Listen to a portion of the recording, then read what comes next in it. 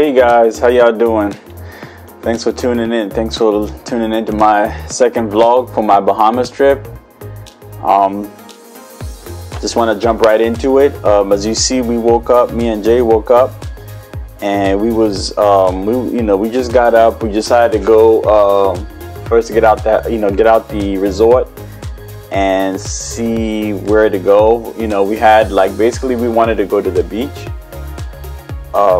and then possibly go find some kind of activity to do, because like I said before on my previous video, due to the current world situation, guys, it was literally impossible to find stuff to do, and I had a whole list of things that I wanted to do in my trip in the Bahamas, but it just wasn't happening. So because of the current situation, I don't want to say it, guys, because I keep getting these notices and messages from YouTube every time you say that word, pandemic. Okay, not the pandemic word, but the C word.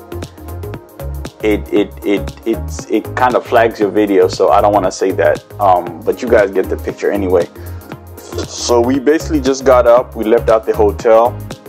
We started driving to downtown Port Lucaya, and on our way downtown, obviously, as you can see, I was having a great time. We were just enjoying the sun. We were enjoying everything about the Bahamas. Then all of a sudden, this happens. So you already know I was really nervous. I was really nervous about it at first. You recording now? Yeah, I'm just a tourist recording. That's cool. Oh, nice. No, that's nice. No, I just was it's cool. I was shocked when I saw it up there. Yeah, man. Okay. Alright. So that's solid, but their reaction was the funniest. I'm gonna let you guys hear it first, and then you can hear it, and then I'll tell you what happened. So basically, they just let us go. They just let us go. They just wanted, they were actually fascinated by the camera on top of my car. They were like, "Ooh, that's a nice camera," like you hear on the video. So that was really funny. That was kind of like probably the scariest part of being in the Bahamas in all my 10 days when I was there. So after that, we went to Fortune Beach. Fortune Beach was really nice. It was probably one of the most peaceful, tranquil, beautiful beaches I've ever been in. But I know I say that a lot, but trust me, this really was a good beach. Now, like the title of this video says, 3 things that I never got to do in the Bahamas was obviously because of the whole pandemic situation. But these are the 3 things that I had planned to do in my time in Grand Bahama, because my plan was to be in Grand Bahama for about 7 days, and then 3 days I was going to go to Nassau. So 7 days was where I was going to do most of my activities, which was in the Grand Bahamas. So these are the 3 activities that I personally wanted to do, but I could not do because of the current pandemic. And this is what I recommend if you do go to the Bahamas. This is something that you could probably do, and you'll probably have a great time as well.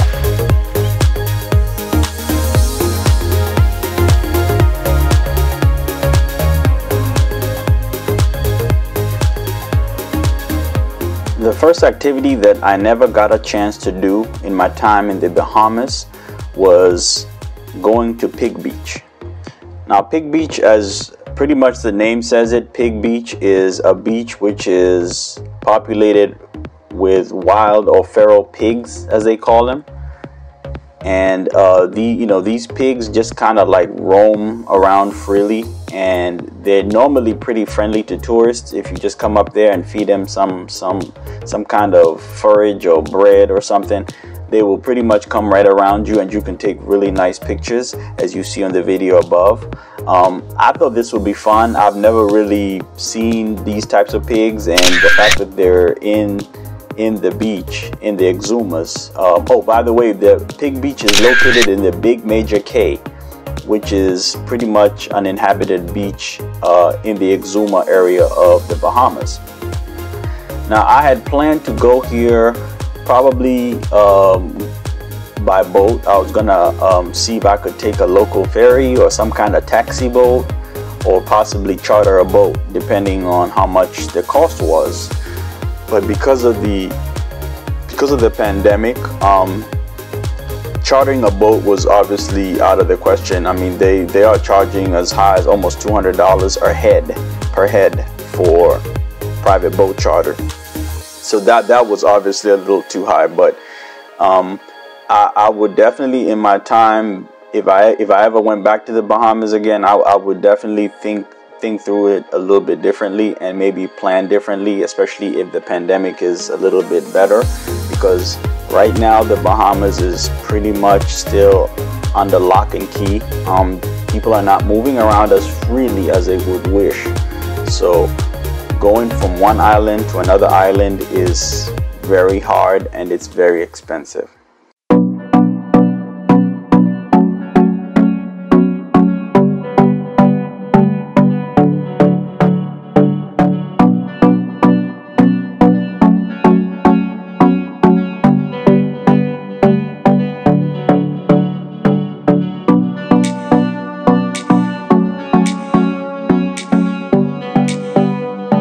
The second must do thing I had in my itinerary in my time in the Bahamas that I really wanted to do, guys, but could not do it, was going to Staniel Cay, which is basically an area where there's a plane. You've probably seen this picture on Instagram. You know, you'll see all these little overhead shots a lot on Instagram and social media. And plane, for those who want to know how the plane got there, the plane is basically, from what I hear, it was a plane that crashed there during the Pablo Escobar drug time frame, when Pablo Escobar was running drugs back in the 80s and 90s, I believe. So that plane was actually a drug smuggler's plane that crashed into Staniel Cay, and it has forever since been left there. And I think it's so cool that the local government let that plane sit there, because it's really in a very shallow part of the water, as you can see in this video, and it's in very beautiful, calm waters where you can literally take really nice pictures. And not to mention scuba dive, or I mean not even scuba dive, you could probably snorkel your way around there and see the wreckage, because it's really not in a deep part of the water. So this was definitely a big thing for me. I love scuba diving or snorkeling. I'm still trying to get my scuba diving license, guys, so don't think you will definitely see me. I guarantee you on my channel you will see a video of me doing scuba diving one day, and then I'm gonna tell you, aha, it's gonna be one of those aha moments. But yeah, so this was a big thing on my list. I really hope I would be near it. From the Grand Bahamas, Staniel Cay is kind of far, so the only way you can get to Staniel Cay, I think, in a probably in good time or more conveniently, is through some kind of boat ride from Nassau. But again, because of the pandemic, I was not able to do this, guys. So Bahamas will probably have to be a rerun of this vacation one day, hopefully not too long from now, because I just need to see this plane, and I want to take my pictures there, and I want to say I was there, period. A bit of background information on the infamous plane crash in Staniel Cay. The following day, 2 dead bodies were recovered, and contraband was also discovered, which was, really mystical and interesting, I guess. Now, the reason why there is contraband in this airplane is because the plane was actually trying to find its way to an island which was barely 10 miles away from the crash site, known as Norman's Cay. Now, back in the 70s, a man called Carlos Leader was owner. He owned this island for 4 years, and apparently this guy was also one of the co-founders of the Medellin Cartel. Now, if you know anything about the cartel stories, and if you watch the Netflix movies and series like me, I love the Netflix series, by the way. In case you haven't watched it, make sure you watch it. But back to the point, Carlos Lita was a co-founder of the Medellin Cartel, which was also founded by Pablo Escobar. So this guy, Carlos Lita, was basically using Norman's Cay as a juncture between Colombia and the United States, which mainly between Colombia and Miami, because Miami was really big with drugs back in the 70s and 80s and 90s. So a lot of drugs used to come into the country through that route, and that's what these drug barons basically did. They purchased this island and used it as a place of strategic import and export of drugs.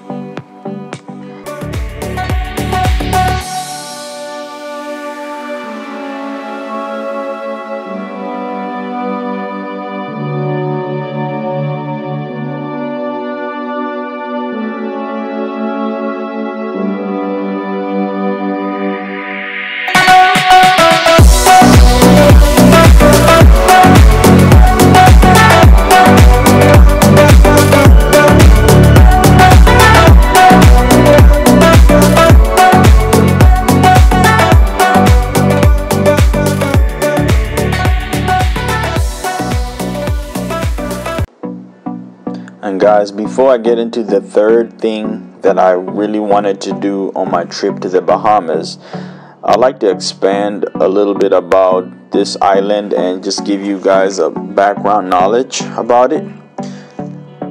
And first thing I'd like to say is that the Bahamas is what is commonly referred to as an archipelago, meaning that this is a group of island chains or a cluster of islands.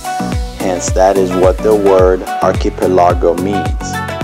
So basically, there are 700 islands that comprise of the Bahamas. Yes, you heard me right, guys. 700 islands. Now, the sizes of these 700 are not what you would think are, like, you know, like big islands that people can stay on. No, some of them are quite small. Like, they're literally like, you know, because on one of my videos, probably on my next video, I'll show you an example of probably what may be considered an island. It is relatively small. It's just a small body of land in the middle of the water, and that could be considered an island. So that's why there's so many of these in the Bahamas, and that is why it's known as an archipelago. The Bahamas is 100 kilometers or 62 miles from the coast of Florida, which is also roughly 35 miles from Cuba. So as you can see, that distance, 35 miles, Bahamas is really close to Cuba, guys. So if you ever go to the Bahamas, it's actually quite possible, from what I heard, because I was asking questions, is that you can actually take a boat ride just to go on a day trip to Cuba and come back. But obviously now, because of the whole pandemic situation, going in and out of Cuba is not going to be easy. So I would definitely say, if you do go out there, be careful about that. If you really have to go, do your research. Make sure you know how you're going to go about it. And the last thing that I had in my to-do list on my trip to the Bahamas was to visit the Great Abaco Islands. Which, I mean, guys, if you just want to Google Great Abaco, spelled A-B-A-C-O, on Google, and just see the kind of pictures you will see of these islands, you will be mesmerized and just taken back. These islands are actually not very far away. This group of islands is actually not very far away from Freeport, Grand Bahama, where I spent most of my time. So it's roughly about 80 miles away, and I really wanted to go here, but guys, like I said, it was so hard to get any kind of transportation. other than plane, and the planes are charging quite a bit of money as well. But as far as water, you just could not go to any island or do any island hopping. So the Great Abacos, these are basically a group of islands in the northern part of the Bahamas.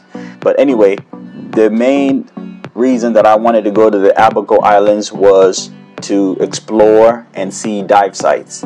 Now guys, I know I said I don't have my diving license yet, which I'm working on, but I really wanted to see if I could even snorkel in some of these caves, because they have some of the dive sites include Pelican Cay and a group of underwater caves with plenty of coral reefs and stuff like that. You can see turtles, sharks, all types of stuff around there, man. So I really wanted to go to the Abacos, and I think Jay would have loved it too, but again, it was just not meant to happen. We'll do again, and I probably will visit the Bahamas, guys, because it was such a beautiful island. I mean, just look at the videos that I got, with the water. The water is turquoise blue, the sands is white, the sun is just perfect. It's one of the most beautiful islands you can ever visit. If you ever get a chance, I highly recommend that you do visit.